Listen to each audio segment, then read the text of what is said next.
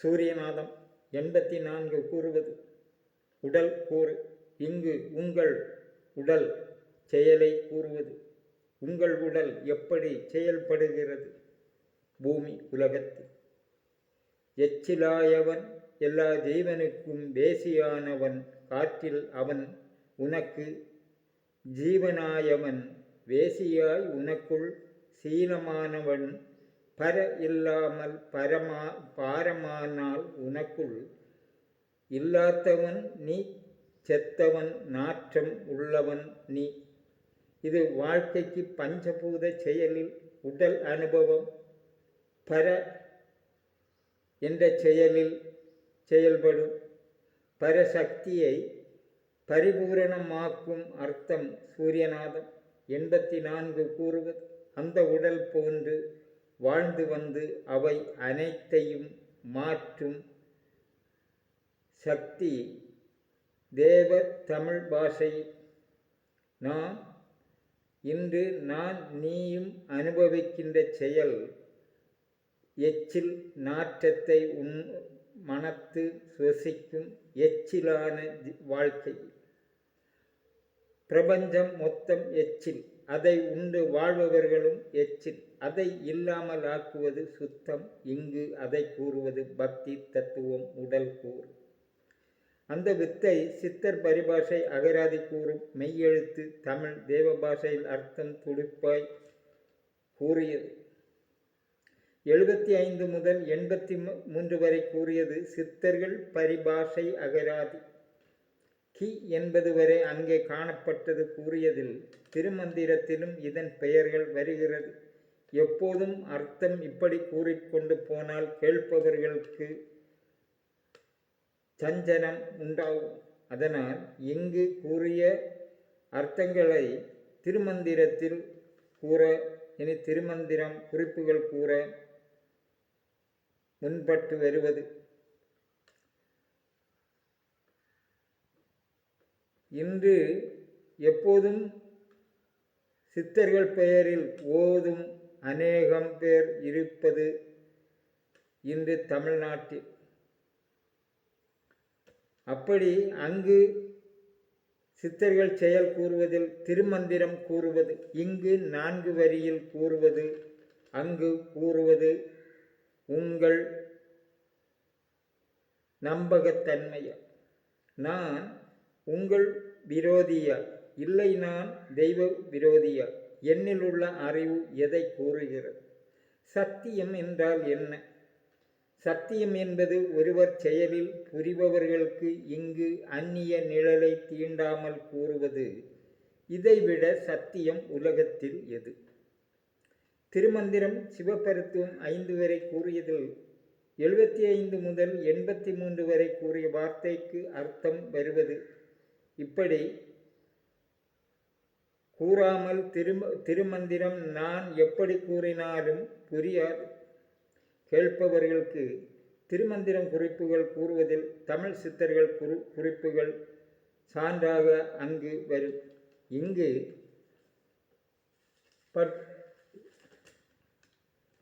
பாம்பாட்டி சித்தர் 123 கூறுவது ஆதி பிரம்மர்கள் 5 பேரும் அறியார்கள் இதை என்று ஆடுபாம்பே. இதை திருமந்திரம் ஆதியை நோக்கின் என்பது. சிவபரத்துவம் 6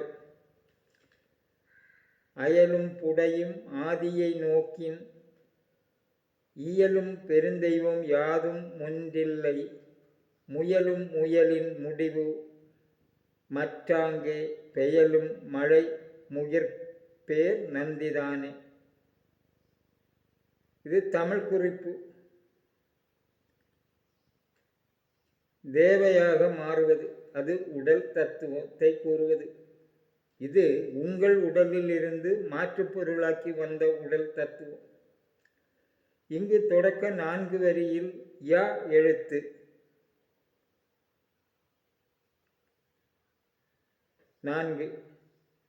4 லா யோடு உ ஒலி 4 மாயில் புள்ளி இம் எழுத்து 8 யா வருகிறது 4 வரிகள். 4 வரிகளில் கூடுதல் அக்னி எழுத்துகள். அது உ த ர என்ற 3 எழுத்துக்களில் இது அக்னி எழுத்து. அப்படி வரும்போது இது தாபதபசு அக்னி எழுத்தொலி செயல். யா நெற்றி மாயை. யா எழுத்தை தமிழ்நாட்டில் நெற்றியில் வடிவமைத்து பூசி அவர்களில் சாதி பெருமை கூறுவது சென்னையில் அநேகம் பார்க்கலாம். இங்கு உடலும் சூரியனும் மாயை மாறுவது. யா எழுத்து 8. இப்படி இன்று ஒரு குறிப்பும் எந்த ஒரு மத பண்டிதர்களும் உலகத்தில் கூற மாட்டார்கள். அவர்கள் வருவார்கள், பேசுவார்கள், போவார்கள். ஆனால் இங்கு எழுத்தை ஊனி கூறுவது. தமிழ் முள்ளு கொண்டு எழுதிய காலம். தமிழில் சித்தர்கள் அனைவரும் எழுத்தை வைத்து கூறுவது. அந்த எழுத்தொலி காலம் இன்று 1-2 எழுதும் எழுத்து கிடையாது. அன்று எழுத்துக்களை வைத்து கூறுவது. அப்படி அந்த செயலில் அந்த வழியில் போனால் அது உடல் தத்துவத்தை கூற முடியும். அந்நிய நிழலை தீண்டாமல் கூறுவது நாம் கூறும் வார்த்தையில் வரும் ஒலிகளை வைத்து செயல்படும் அநேகம் உண்டு. அப்போது இங்கு இந்த வார்த்தைகள் வருவது, நான் ஒரு வாகனம் ஓட்டுவதில் கியர் மாற்று, முன் பின் நிற்பது போவது. இங்கு பின் செல்வது பழைய காட்சிகள், நிற்பது அங்கு நிறுத்துவது, முன்னில் செல்வது கியர் மாற்றுவது, கண்டு வருவது பொருள். அப்படி தமிழை தெய்வ பாஷையாக்கி கூறுவது. இப்படி கூற நான் எழுத்தை ஊனி கூறுவது போல் இன்று கூற மாட்டார்கள். ஆனால் அங்கு உள்ளது அத்தனையும் இப்படி. அதனால்தான் அந்நிய நிழலை தீண்டாமல் கூறுவது. எழுத்துவலி நான் பேசுவது என் உடலின் செயல். அப்போது அந்த எழுத்தொலி நாடி நரம்புகளை புரிந்தால் நானும் அப்படித்தான் கூறுவேன். தெரியாமல் வரும்போது இங்கு ஒரு குறிப்புகளில் 4 வரிக்குள் இத்தனை யா வருகிறது, மா வருகிறது, இம் வருகிறது. இத்தனை எழுத்துக்கள் அக்னி. அது தாபதபசு என்பது இந்த எழுத்துக்களை வைத்து. இங்கு அப்படி வரும்போது அயலும் அன்னக்குடலின் ஒளி நெற்றியில் செல்லும். கால விசேஷ காட்சி மாற்றம் கண்டருளியதில் இம்மொழி வாய்க்குள் துப்பல் வருவதில் உண்டாகும் நம் உணர்வு. அங்கு பக்தி ஆகும்போது திருமூலரின் வாய்க்குள் அருள் காட்சி. தாபதபசு சூடு வாய்க்குள் உருகும்போது இப்போது புரியும். அப்போது அங்கு துப்பல், அந்த கடல் பத போல் வருவது அங்கு வரக்கூடாது. காரணம் சூடு ஏறினால். அப்படி கூறுவதில் புடையும் என்பது வாயு உடல் சக்தி செயல். பேச்சுரைக்கு புடைசூழும் செயல் அனைத்தையும் துப்பல் குமிழ் பதை உணர்வில் நாம் பேசும் செயல் உரை என் உடல் உணர்வில் இப்போது இல்லை. அது ஆதியான சூரியனை காலகாலனாய கால சக்கரமானவனை நோக்கின் காண்பதில் கண்டு அன்னக்குடலில் இருட்டறை இருந்ததை வாயு செயல் உடலில்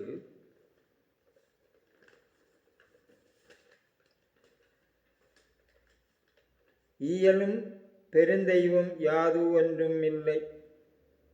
இப்போது நாம் இங்கு கூறுவது, உங்கள் உடலில் தெய்வம் இருக்கா, இன்ன பெயர்களில்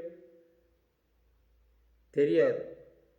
இங்கு அங்குள்ள தெய்வம் இப்போது யாது ஒன்றும் இல்லை. அப்போது என்ன வேண்டும்? ஓம் எழுத்து செயல் 51 எழுத்து ஒரு எழுத்து செயலாவது. அப்போது ஸ்தானமூர்த்தி கணபதி, பிரம்மா, விஷ்ணு, சிவன் 3 மூர்த்திகள். 6 மூர்த்திகளில் 3 மூர்த்திகள் முப்பூரம் எரிப்பது பிரம்மா, விஷ்ணு, சிவன்.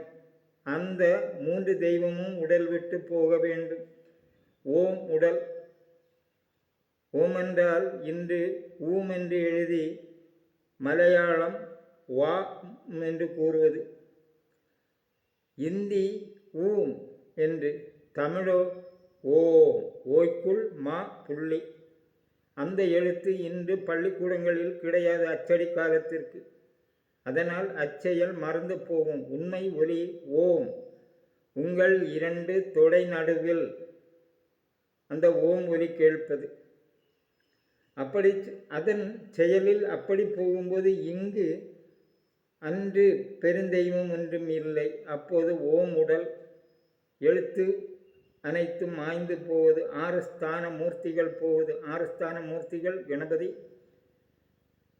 பிரம்மா, விஷ்ணு, ருத்ரன், மகேஸ்வரன், சதாசிவன். 6 ஸ்தான மூர்த்திகள். அது எங்கு வெளியிலோ ரோட்டிலோ குளத்திலோ கோயில் கிடையாது, உடலுக்குள். அதுதான் தன்னம்பலம் பொன்னம்பலம் கோயில் உடல் நடு முதுகுத்தண்டு தேர் என்று கூறுவது.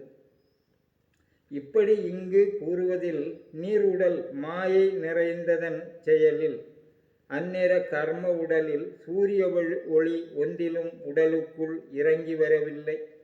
உன்னுடல் என் உடல் போன்று இருப்பது. ஆனால் பிராணயாம சூடில் சில செயல்கள் செய்து வருவது. அப்போது 18 கீழ்கணக்கு மேல் கணக்கு என்ற தத்துவம் வரும். இப்படி இங்கு அன்று தெய்வத்தை காணவில்லை. உடலுக்குள் இருந்து ஒரு பொருளும் காணவில்லை. அனாதியாக இருந்து வருவது, சமாதியில் இருப்பது, அப்படி பல நேர செயல்களில் முயலும் முயலின் முடிவு மற்றாங்கே. முயலும் முயற்சியில் முயர்ந்து காழ்ச்ச அது மற்றாங்கே. அப்போது நீர் உடல் சக்திக்கு பொருள் மேல்படுத்தியதில் அச்செயல் பொருள் கொப்புள் கொடி பெயலும் மழை முகிர் பேர் நந்திதானே. பெயலும் அங்கு பொருள் கண்டு மழை நெற்றிக்கு ஏத்தி முதுகு தண்டோடு செயல்பாடு அன்னக்குடல் சக்தி. அங்கு சூடு ஏறுவதில் உடலுக்குள் உடல் நாடி நரம்புகளில் அந்த சூடு போய் வியர்ப்பு உண்டாக்கும். அப்படி அநேக சக்திகள் கொண்டு செயலாக்குவதில் ஆகார குடல் நீரற்று பூமி செயல். அந்த மணல் காடு போல அங்கு பாலைவன வெளிச்சம் போல அங்கு குடலில் இருட்டு மாறி போனது. ஆனால் இப்படி கூறுவதில் உங்கள் உடலில் நீங்களே சிந்தித்து பாருங்கள். இந்நிலை உங்கள் சூரிய ஒளி உங்கள் வயிற்றுக்குள். ஆனால் அப்போது சுவாசம் இழுக்க முடியாது. வயிற்றில் எதுவும் ஆகாரம் கிடையாது. வாயை மூடி மூக்கு அடைத்து பஞ்ச புலன் பஞ்ச மயம் காண்பது 5 உடல் சக்தி. அந்நிலையில் இப்படி வரும்போது உடல் அன்னக்குடலில் நீரற்று. அன்னக்குடல் என்றால் வயரல்ல.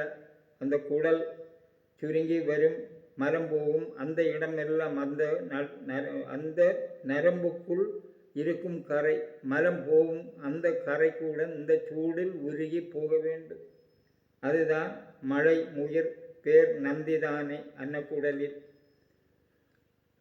இப்படி அநேகம் புரிய வேண்டுமென்றால் உடலை குறித்து நம் உடல் அவயவயங்களை நாம் புரிய வேண்டும்.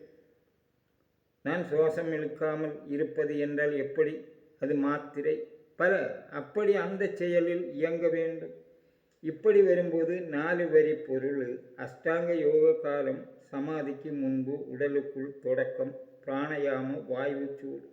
அது பதியில் சூரிய சூடு. அப்போது அன்னக்குடலில் இருட்டாய அகங்காரம். அகங்காரம் என்பது ஆகாரத்தால் உருவாவது. எனக்கானாலும் யாருக்கானாலும் ஒரு குழந்தை சரிய வேண்டுமென்றால் அகங்காரம் வேணும். ஒரு மனிதன் வயதாகும் போது கை அணக்க வேண்டுமென்றால் உடல் அகங்காரம் வேணும். என் நிலையானாலும் அதுதான் உடல் கூறு. அகங்காரம் என்ற சொல் அது மாற வேண்டும் இங்கு.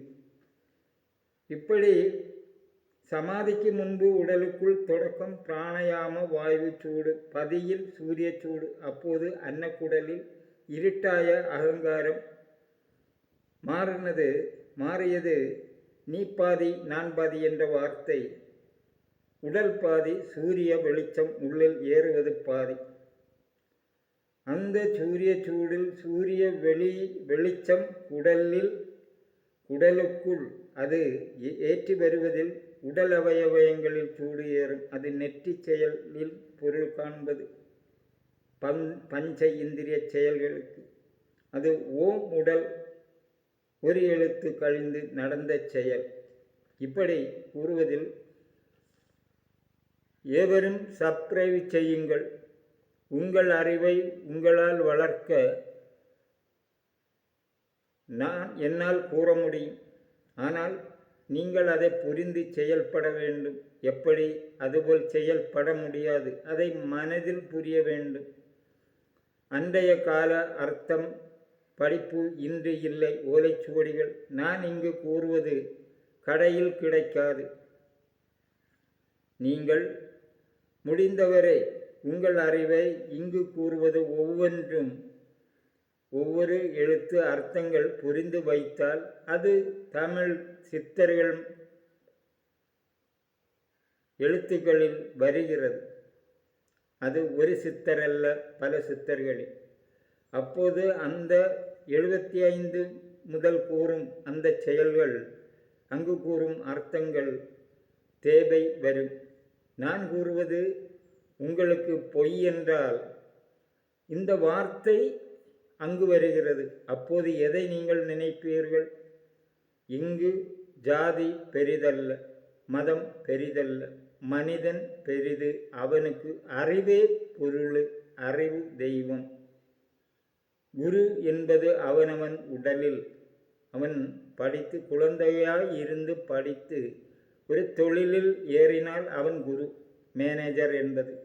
அதுபோல நாம் படித்து வருவது ஒரு பருவமடைந்தால் நாம் குரு. அந்த குரு நம்மில் உள்ளது. அதுதான் கூறுவது அறிவான தெய்வம், குருவான அனுபவம் என்பது. குரு அனுபவம் என்பது நம் செயலில் நடப்பது.